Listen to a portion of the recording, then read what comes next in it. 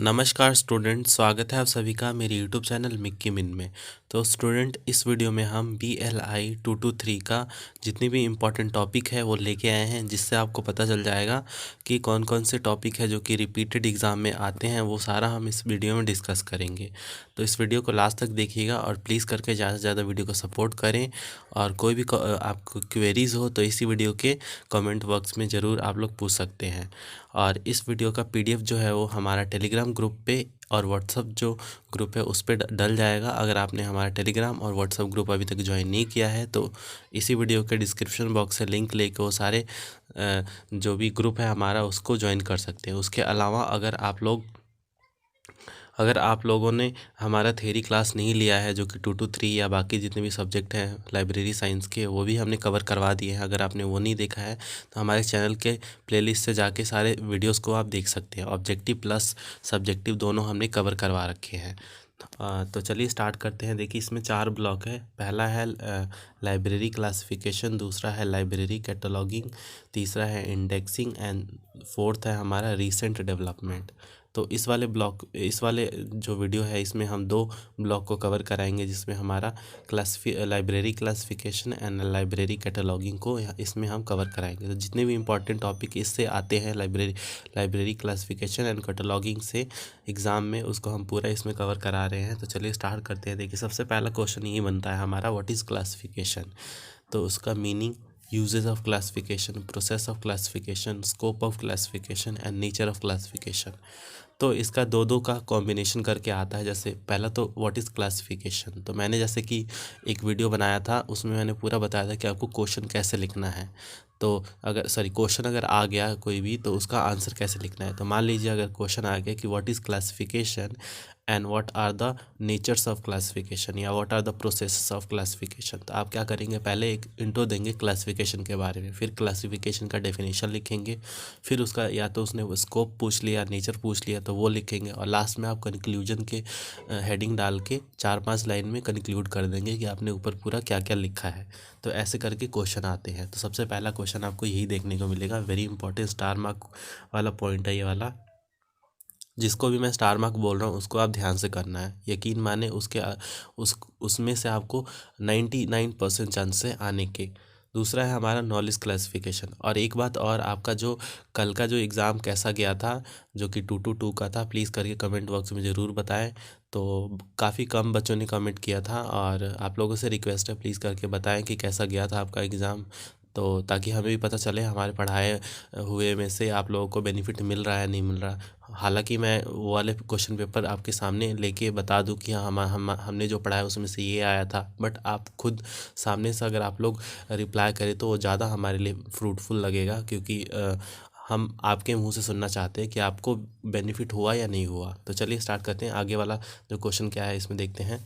तो इसके अलावा जो क्वेश्चन बनते हुए हैं हमारे, नॉलेज क्लासिफिकेशन, लाइब्रेरी क्लासिफिकेशन या लिमिटेशन ऑफ क्लासिफिकेशन। देखिए, क्लासिफिकेशन है, क्लासिफिकेशन का मतलब अगर सिंपल में बताऊं तो वर्गीकरण, हिंदी में बताऊं तो क्लासिफिकेशन मतलब हर जगह आप क्लासिफिकेशन का आप कर रहे होते हैं अपनी लाइफ में, बट आपको अननोइंगली आपको पता नहीं होता कि वो कहाँ कहाँ पे आप कर रहे होते हैं।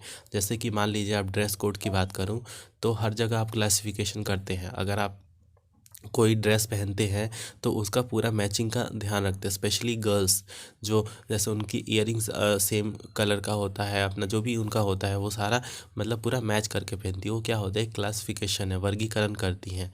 तो हमें पता नहीं होता और हम अपनी लाइफ में क्लासिफिकेशन का हर जगह यूज़ करते हैं। अब जैसे कि क्लासिफिकेशन का क्या हमारे कैसे हेल्प करता है हमारी लाइफ में, तो हमारी जो भी चीज़ें हैं उसको इजी कर देता है।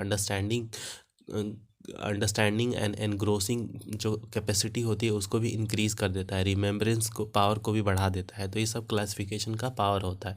अब नॉलेज क्लासिफिकेशन मतलब नॉलेज, जो हमारा नॉलेज है उसको क्लासिफिकेशन करना, और लाइब्रेरी क्लासिफिकेशन मतलब लाइब्रेरी में भी क्लासीफाई करना। जैसे कि मतलब ब्रॉडर टर्म में अगर बताऊँ तो जैसे कि हो गया हमारा हाइब्रिड लाइब्रेरी, हो गया हमारा अलग अलग, जैसे स्पेशल लाइब्रेरी हो गया, एकेडमिक लाइब्रेरी हो गया, तो ये भी एक तरह से क्लासिफिकेशन ही है। फिर लिमिटेशन ऑफ क्लासिफिकेशन, अगर लिमिटेशन ऑफ क्लासिफिकेशन की बात करें तो जो क्लासिफिकेशन है, सबसे पहला कि वो नेचुरल नहीं है, वो हमारा सोशल है, हमने खुद उसको बनाया है, तो ये सबसे बड़ा इसका लिमिटेशन है। और क्लासिफिकेशन हर जगह अप्लाई नहीं किया जा सकता, कहीं कहीं पे जो क्लासिफिकेशन का कॉस्ट होता है वो बहुत ही हाई होता है, तो ऐसे करके आप लोग लिख सकते हैं। उसके अलावा जो क्वेश्चन बनते हैं वो होता है हमारा fix and relative located system, fix located location system and relative location system. इसमें क्या होता है, जैसे बुक होती है उनको कहाँ प्लेस करना है, तो कई बार ऐसा होता है कि वो एक फिक्स जगह पे उसको प्लेस कर दिया जाता है, वहाँ से वो हटेगा नहीं, तो उसका एक पोजीशन बना दिया जाता है शेल्फ में। पर रिलेटिव में ऐसा नहीं होता, वो फिर रिलेटिव में लेफ़्ट एंड राइट देखा जाता है शेल्फ के हिसाब से, तो ये होता है। फिर web classification, very important web classification वाला, इसमें आपका ओंटोलॉजी आ जाता है, वेब को क्लासिफाई करना, इसमें जो नॉलेज, उसमें जितने भी इन्फॉर्मेशन होता है उन सब का।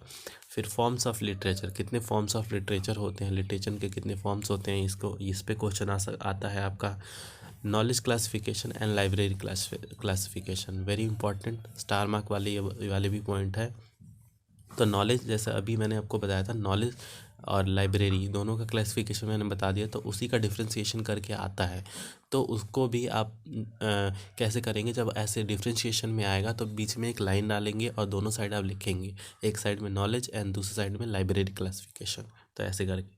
और ये वाला भी बहुत इंपॉर्टेंट है, ideal plane, verbal plane, notational plane, इनमें से एक ना एक आपको शॉर्ट नोट या लॉन्ग क्वेश्चन के रूप में आपको ज़रूर देखने को मिलेगा। फिर उसके अलावा आपको hospitality in array and hospitality in chain. देखिए यहाँ पे क्या होता है, चीज़ों को अरेंज करना एक सीक्वेंस में, ये हमारा hospitality in chain and array का जो कॉन्सेप्ट होता है, इनमें से भी एक शॉर्ट नोट में क्वेश्चन ज़रूर आता है, तो इसको भी स्किप ना करें। और उसके बाद हमारा मेजर स्कीम्स ऑफ क्लासिफिकेशन, इसके मैंने बस नाम लिखे हुए हैं, आप इसको एक बार गो थ्रू कर देना, इसके पूरा मतलब कब डेवलप हुआ था, इसके क्या फंक्शन है, क्या क्या कार्य हैं, ऐसे करके क्वेश्चन आता है। ऐसे नहीं आता कि मेजर स्कीम्स ऑफ क्लासिफिकेशन, या तो ऐसे आ जाएगा। तो अगर ऐसा क्वेश्चन आ गया तो आपको इन चारों का लिख लेना है, ये सबसे इम्पोर्टेंट है, इसलिए मैंने इसको स्पेशली पुट किया है।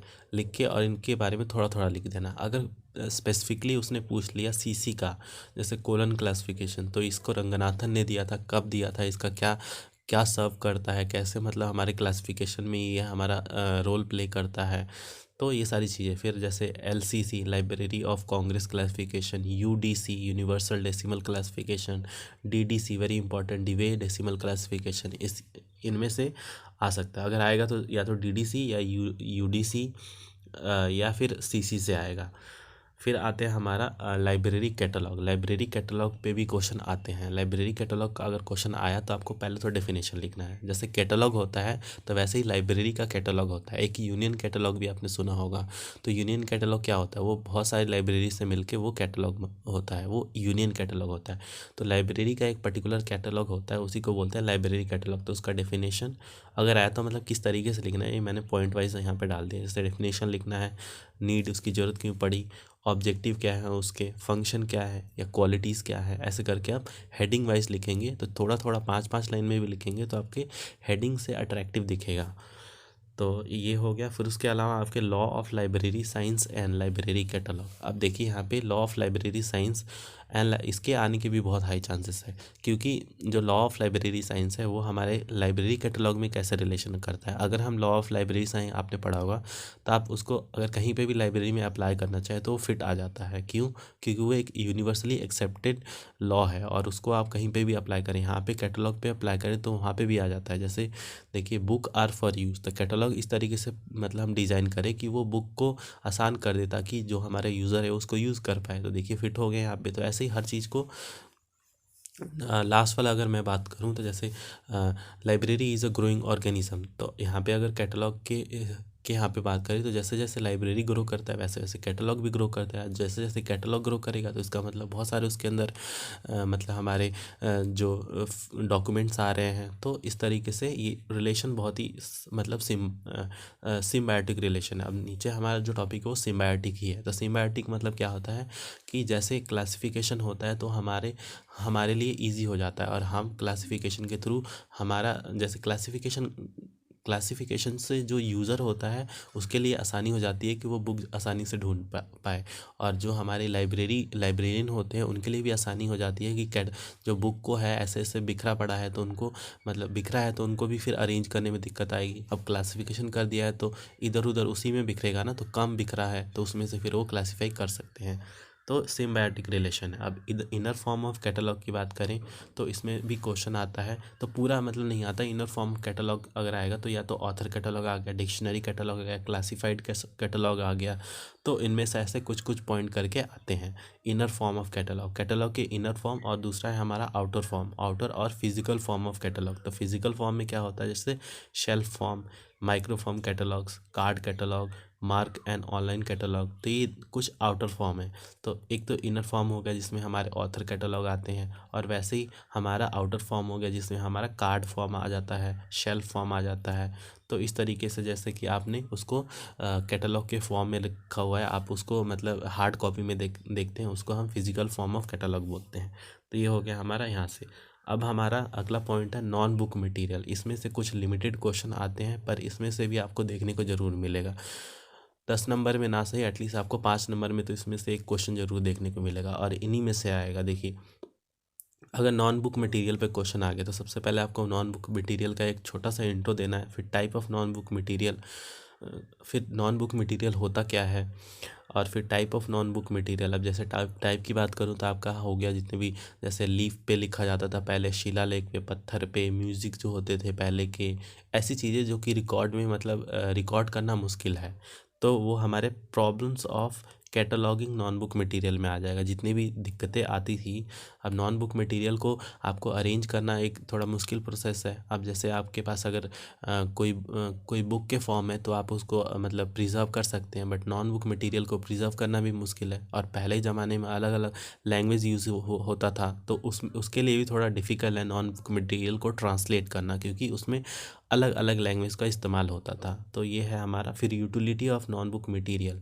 तो डेफिनेटली इसकी बहुत सारी यूटिलिटी है। हमें हिस्ट्री के बारे में पता चलता है, जो प्रीवियस जो हमारे जो एंसेस्टर थे उन्होंने क्या चीज़ें छोड़ के गए हैं, उन सब चीज़ों के बारे में पता चलता है। तो इससे ये होता है नॉन बुक मटेरियल। अब ये हो गया। अब इसके अलावा आपको कहीं से भी देखने को नहीं मिलेगा। ये पूरा हमारा ब्लॉक 1 एंड ब्लॉक 2 को हमने कवर कर दिया है, और इसके अलावा अगर आप पढ़ना चाहें तो पढ़ सकते हैं। बाकी मैं आपको बता रहा हूँ कि इसके अलावा नहीं भी पढ़ेंगे तो आपको इसमें से काफ़ी सारे क्वेश्चन देखने को मिलेंगे, और इसके बाहर एक दो क्वेश्चन अगर आएँ तो आप ऑप्शन तो आपको मिलते ही हैं, तो स्किप कर सकते हैं।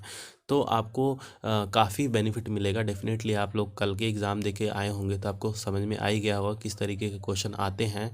तो आई होप आप लोग पढ़ रहे होंगे, और ज़्यादा से ज़्यादा वीडियो को सपोर्ट करें। और इसका दूसरा पार्ट भी जल्द अपलोड होगा, आज ही अपलोड होगा। तो वीडियो को ज़्यादा ज़्यादा सपोर्ट करें, और दोनों पार्ट को ध्यान से देखें। और आपने पढ़ रखा है अगर थ्योरी तो वेल एंड गुड, आप एक बार और उसको पढ़ सकते हैं। अगर आप बुक से पढ़ रहे हैं तो भी, या फिर वीडियो से पढ़ रहे हैं तो भी, जैसे पढ़ना है बस पढ़ें। हमारा मेन ऑब्जेक्टिव यही है कि पढ़ें। तो चलिए मिलते हैं आप सभी से नेक्स्ट वीडियो में, तब तक के लिए धन्यवाद।